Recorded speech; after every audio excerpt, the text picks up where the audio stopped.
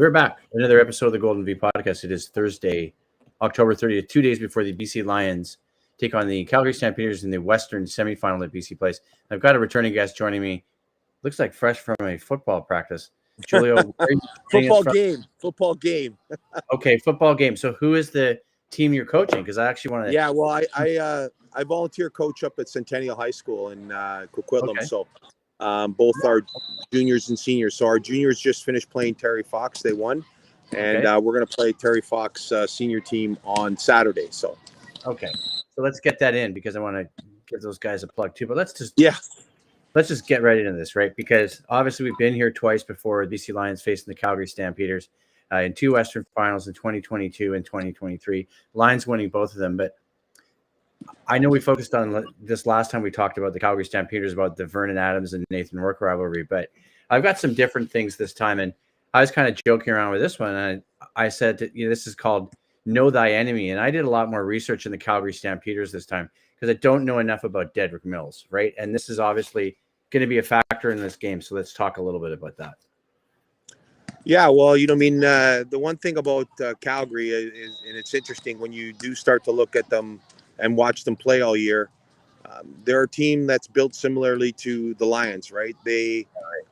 Offensively, they want to be able to run the ball. Dave Dickinson's always been like that. And then a lot of their offense feeds off of that ability to run. Right. So, that's going to be the number one key for the Lions, right? They have to be able to force Vernon into those second and long situations and get him uncomfortable, right? Because it's from an offensive standpoint, when you're 2nd and 4 and 2nd and 5, it's a lot more easier to manage than 2nd and 8 and 10, right? So exactly. You're having to force the ball downfield a little bit more, and we've seen in a few, we saw that game in Calgary where he threw interceptions early on, and that really kind of had an effect on him as the game went on. So for me, Ben, that's the number one key is for the Lions to be able to control the line of scrimmage, both offensively and defensively. And there's going to be, that's going to be the ball game. If whoever's defense can get to the quarterback, because Calgary is going to want to disrupt the timing of Nathan Rourke, and the same can be said about the Lions. They want to stop the Lions on first down, running the football. They've run the football well against them. So I don't have Xander Horvath. I think at 170 yards. I know he kind of had big runs. He had a 70-yard run, but they've been able to run the ball successfully against them. And if they can do that, that makes Nathan that much more dangerous. Yeah, because it's interesting because what I was trying to look at for an angle for this one was the West Division all CFL teams, right? And obviously Dedrick Mills is on there. Zach Williams, guard for Calgary. But Calgary's got more guys on defense on that team. Clarence Hicks, Jalen Hutchings, Damon Webb, and Adrian Green. And then I just saw JC's article in 3 Down Nation how Jonah Tavai was left off the Western team, which led Mike Benavides to have a comment that was partly bleeped out where he was pissed off, and he said you should ask the top CFL lineman in the league why a guy like Jonah Tavai has been left off that list. I know. I mean, at this time of the year, there's always that problem with the All-Stars and the awards, right? Some guys don't get their just due, and Jonah Tavai is one of those guys, and I'm sure that's probably going to put a little bit of fuel in his engine for Saturday to show people the kind of player he is, because he has been outstanding since when he's in the game, he's a disruptor.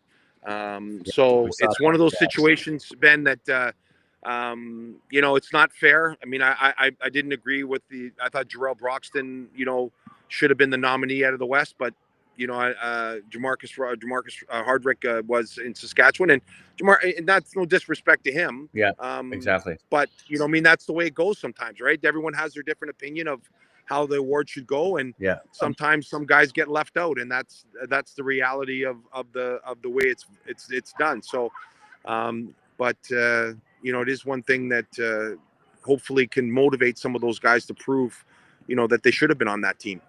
Yeah, and fuel in the tank is one thing, right? But it seems like looking at these rankings, Giulio, that the Calgary Stampeders probably have a little bit of an edge in this game on defense anyway, don't they? Yeah, well, they've been a good defense pretty much for the whole year, right? You talked about Hicks and you talked about Hutchins. Those guys are those guys are they're a handful, right? And they traded for Lorenzo Malden, and he's going to be in the lineup.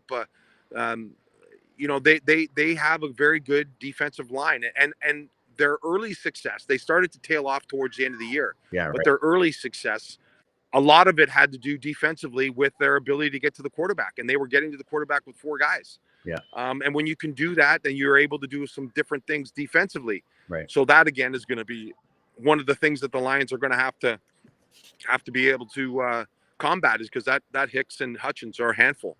I had a good laugh too, because I was trying to think of some comparisons for Dedrick Mills too at running back, and I immediately thought of John Cornish. Like that name immediately popped in my head. Yeah.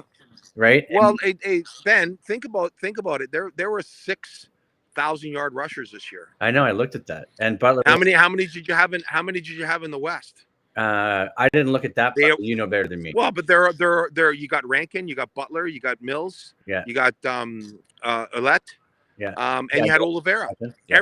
Every single team in the West had a 1,000-yard rusher. Yeah. Yeah. Interesting. I didn't look at it that way, but that's why you're here.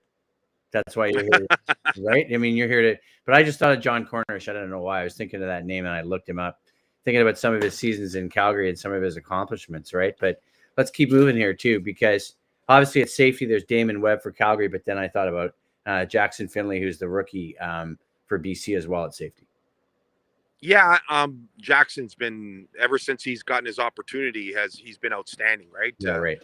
He's getting better and better every week, and for a young rookie, that's exactly what you want. So he has done a very, very nice job for this team, given the fact that they lost Christophe Beaulieu, who probably would have been the Western All-Star had he been able to complete the season, because he was having a great year. Yeah, but Jackson deserves a ton of credit for being able to step in there, and they haven't missed a beat with him at safety. So that's a good sign going into the future too, because Jackson's going to show that he's going to be able to play, and they're going to have to find a way to get him on the field next year.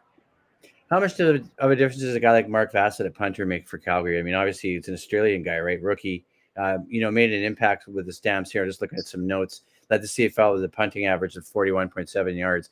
Obviously versus a guy like BC's Jake Mayer. Yeah. Yeah. Do you know what I mean? Like so are you talking about the punter? Yeah. Yeah. Yeah. Yeah. You know what I mean? And the thing is too, is, that's another critical part of all this too, is that special teams is going to be a factor, right? Like field position and your punters and kickers and all those kinds of guys and the returners. I really like where Seven McGee is going. I think you're finding a guy that, was new to the league early on and was trying to find his way. And now I think he's the kind of guy that is getting more and more comfortable, and he's been very good for the Lions. So it's gonna, playoff football is there's always so many variables that happen, and I'm sure special teams is going to come into play at some point during this game. Yeah, and I think we should mention. I mean, obviously, the two guys kicking for these two teams. What can you say about Sean White's season? Even though that game was against Montreal, the game he missed field goal was against Ottawa or against Hamilton in one of those two cities. I wish I'd looked at the highlights. But a guy who never misses and has been so good this season, you don't even have to mention him, right? Well, that's what makes Sean so good, right? I mean, he's very, he's a pro.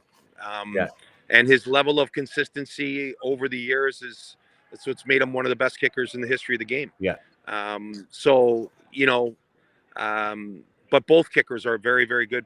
Paredes is a very good kicker as well. So, those are two guys I think that if you had you had to rely on a guy at the end of the game to make a game-winning kick for you, I think those two guys would be at the top of your list. They're seasoned pros, or they've been through it all, and there's not much that rattles those kinds of guys because they've been through every situation. So, I think as far as special teams goes, I think it's a bit of probably a wash as far as the kickers go, right?